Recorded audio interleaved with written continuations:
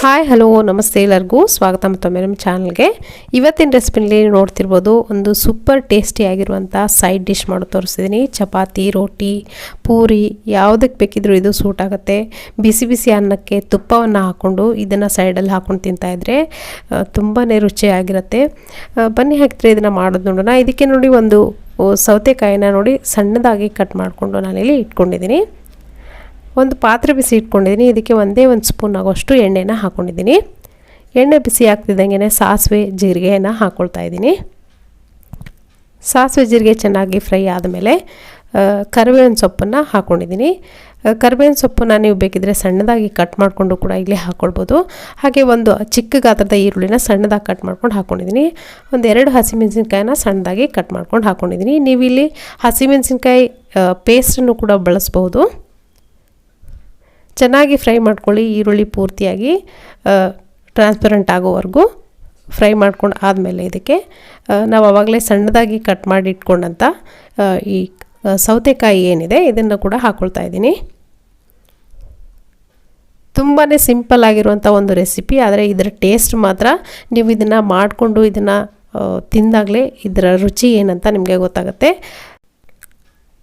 ಇದನ್ನು ಮಾಡಲಿಕ್ಕೆ ಜಾಸ್ತಿ ಸಮಯ ಬೇಕಾಗಿಲ್ಲ, ಒಂದು 2 ನಿಮಿಷದೆಲ್ಲ ರೆಡಿ ಆಗುತ್ತೆ.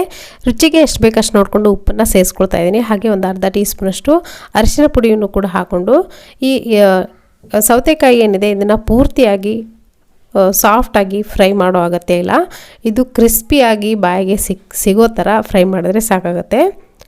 ಲೋ ಫ್ಲೇಮ್ನಲ್ಲಿ ಇಟ್ಲಿ ಅಥವಾ ಮೀಡಿಯಮ್ ಫ್ಲೇಮ್ನಲ್ಲಿ ಇಟ್ಕೊಂಡು ಒಂದು ಅರ್ಧ ನಿಮಿಷ ಅಥವಾ 1 ನಿಮಿಷ ಈ ಥರ ಫ್ರೈ ಮಾಡಿಕೊಂಡ್ರೆ ಸಾಕಾಗತ್ತೆ.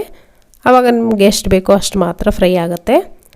ಬಾಯಲ್ಲಿ ಕ್ರಿಸ್ಪ್ನೆಸ್ ಹಾಗೆ ಇರಬೇಕು ಈ ಸೌತೆಕಾಯಿದು, ಅಷ್ಟು ನೀವು ಫ್ರೈ ಮಾಡಿದ್ರೆ ಸಾಕಾಗುತ್ತೆ.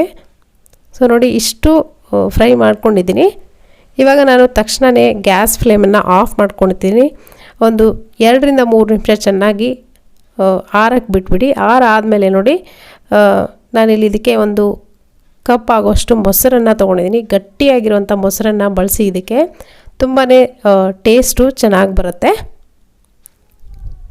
ಗಟ್ಟಿ ಮೊಸರನ್ನು ಈ ಥರ ಬೀಟ್ ಮಾಡ್ಕೊಳ್ತಾ ಇದ್ದೀನಿ. ಗಂಟುಗಳೆಲ್ಲ ಇಲ್ಲದೆ ಇರೋ ಥರ ಕ್ಲೀನಾಗಿ ಬೀಟ್ ಮಾಡ್ಕೊಳ್ಳಿ. ಸಾಫ್ಟಾಗಿ ಬರಬೇಕು ಮೊಸರು.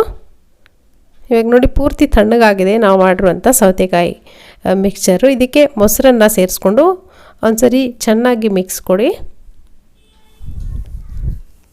ಮೊಸರಲ್ಲಿ ನೋಡ್ತಿರ್ಬೋದು ಯಾವುದೇ ರೀತಿ ಗಂಟುಗಳು ಕಾಣಿಸ್ತಾ ಇಲ್ಲ. ಇಲ್ಲಿ ಪೂರ್ತಿಯಾಗಿ ಬೀಟ್ ಮಾಡಿಕೊಂಡೇ ಇಲ್ಲಿ ಹಾಕ್ಕೊಳ್ಳಿ ಮೊಸರನ್ನು.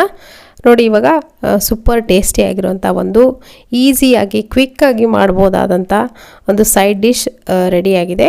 ಸೌತೆಕಾಯಿನ ಬಳಸ್ಕೊಂಡು ಮಾಡುವಂಥ ಹಸಿಗೊಜ್ಜು ಮೊಸರನ್ನು ಬಳಸ್ಕೊಂಡು ಮಾಡುವಂಥದ್ದು ತುಂಬ ಟೇಸ್ಟಿಯಾಗಿರುತ್ತೆ. ಒಂದ್ಸರಿ ನೀವು ಕೂಡ ನಿಮ್ಮನೇಲಿ ಖಂಡಿತವಾಗ್ಲೂ ಟ್ರೈ ಮಾಡಿ ನೋಡಿ, ಅಭಿಪ್ರಾಯ ತಿಳಿಸಿ. ಇವತ್ತಿನ ಈ ರೆಸಿಪಿ ನಿಮಗೆ ಖಂಡಿತವಾಗ್ಲೂ ಇಷ್ಟ ಆಗಿದೆ ಅಂದ್ಕೊಳ್ತೀನಿ. ಇಷ್ಟ ಆಗಿದ್ರೆ ಒಂದು ಲೈಕ್ ಒತ್ತೋದನ್ನು ಮರಿಬೇಡಿ. ಹಾಗೆ ಸುಮಾರು ಜನ ವೀಡಿಯೋಸ್ಗಳನ್ನು ನೋಟಿಫಿಕೇಷನ್ಸ್ ಬಂದರೂ ಕೂಡ ನೋಡ್ತಾ ಇಲ್ಲ. ಸೊ ಅನಲಿಟಿಕ್ಸ್ನಲ್ಲಿ ನನಗೆ ಕಾಣಿಸ್ತಾ ಇದೆ. ಸೊ ಯಾರ್ಯಾರು ಸಬ್ಸ್ಕ್ರೈಬ್ ಮಾಡ್ಕೊಳ್ಳದೆ ನೋಡಿದಿರೋ ದಯವಿಟ್ಟು ಸಬ್ಸ್ಕ್ರೈಬ್ ಮಾಡಿಕೊಂಡು ವೀಡಿಯೋಸ್ಗಳನ್ನ ನೋಡಿ. Thank you.